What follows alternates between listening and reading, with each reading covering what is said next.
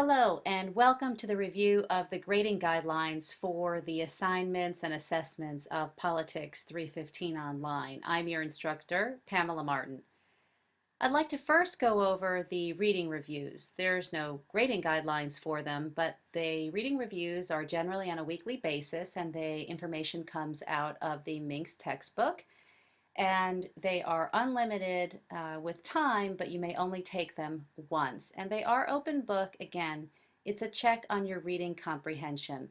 The idea is that you read the chapter and you take the quiz, and when you have questions about the material, you go back and look. If you find yourself looking through the entire quiz, not knowing the answer to any one question, rather than thinking, oh, I shouldn't read, I should just look for the answers, let me encourage you to rethink how you're reading material, because reading comprehension and understanding and remembering what you read are not just important skills for this class, but are important skills for life. And that's why I have the reading review. Now, going on to the discussion board. Many times, as we would in a traditional in-person class, we would discuss the articles and the chapters that we're reading. And the grading guidelines for those are right here. And it says why it's important. But the real reason why this is important is we're exchanging our ideas, and maybe something that someone writes in this class will encourage you or change your mind about something.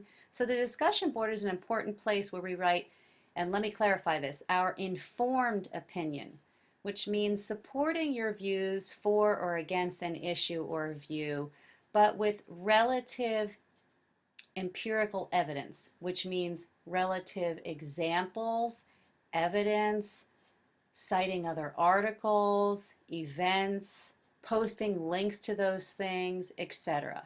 This is not an opinion or an op-ed type of post. It's an educated opinion.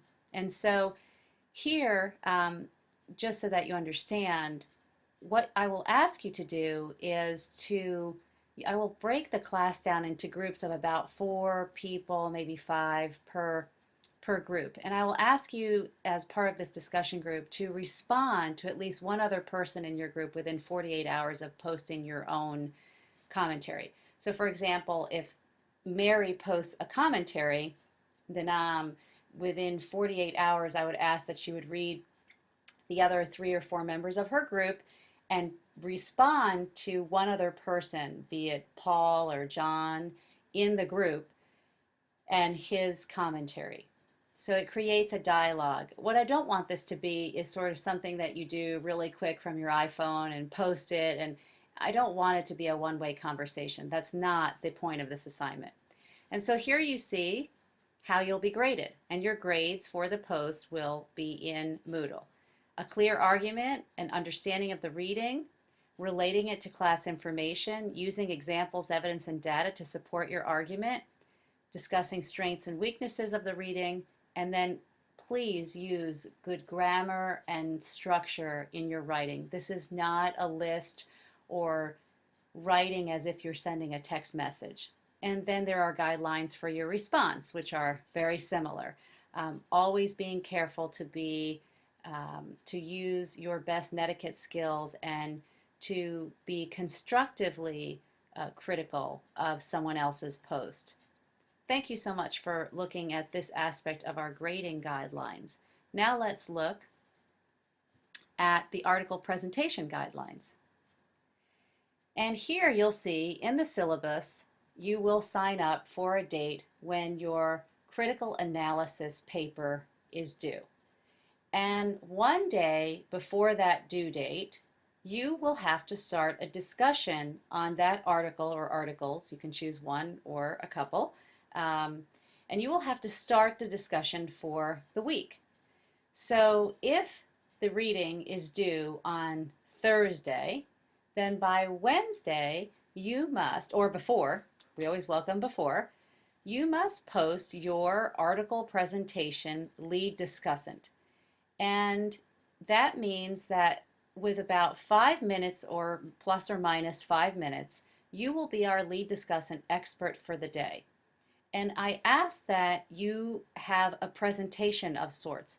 Of course, this is an online class, so your presentation will either have to be a video that you've used, that you've loaded up into YouTube. And you see here, I suggest Screencast-O-Matic. In fact, I use this for the videos in this class. It's extremely easy to use. It's free, and it loads right into YouTube, and you can send the class the link right in the blog. But if you don't like that, I certainly understand. Feel free to use PowerPoint or some other. You're all very intelligent and have multiple uses of technology. You're welcome to create your presentation, your virtual presentation of your ideas with text, words, video, etc. And please post whatever it is or attach it inside the discussion forum, and I'll show you where to do that. And so the idea is, and I have the outline of the grading right here, but essentially I'm looking for you to lead the discussion, meaning really start off with a clear relationship of the material in the article and the class ideas. Presenting the content accurately, linking the day's topic with the class events, making that relationship clear, and articulating your ideas either via text or video or speech. You can just have your voice over something. You don't have to have your picture. It's really completely up to you. I encourage you within these guidelines to be creative and present to us your thoughts in a very professional manner on this article. I've chosen this activity because I think more and more in today's world, people are presenting themselves in a digital format and discussing their ideas in a digital format. So I encourage you to develop these skills. And going back, let me just show you quickly what I mean by posting. So here's a discussion, and all I'm asking you to do is when you create your presentation to go ahead and attach it here or post your link here if it's a YouTube video or something like that for the class. And that's one day before the due date. And now the other grading guideline that I wanted to review are your reflection question essays, the video essay. Essentially, you're graded on whether you're answering the questions fully in sentence and paragraph form, so good writing, grammar, structure skills. No late entries, as I've talked about, and submitting it properly, as well as the document format. If it's to be submitted, for example, as a document, some of them, of the essays, for example, are right within a quiz format, and this does not apply to them. But if you are submitting a document, please make sure it's compatible with Word or use an RTF rich text format file. Okay. And so an example for that would be going down to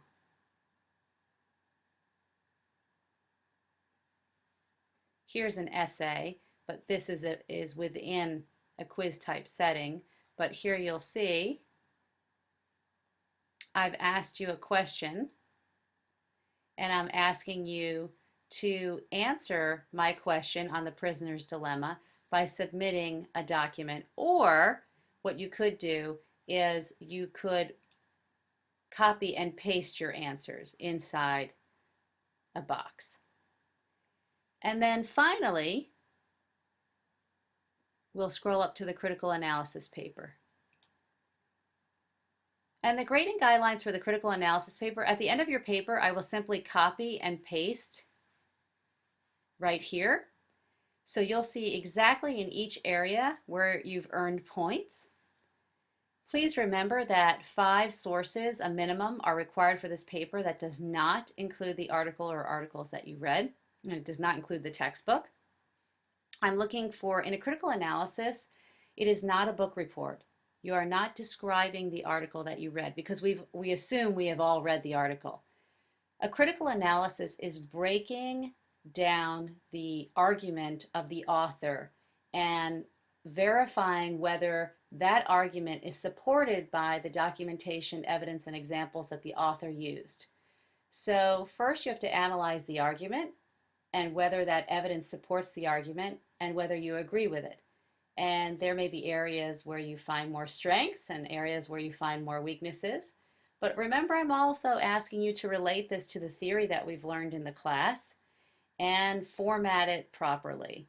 So there are a lot of aspects to these grading guidelines. They're not very complicated. They're very straightforward. They're right here.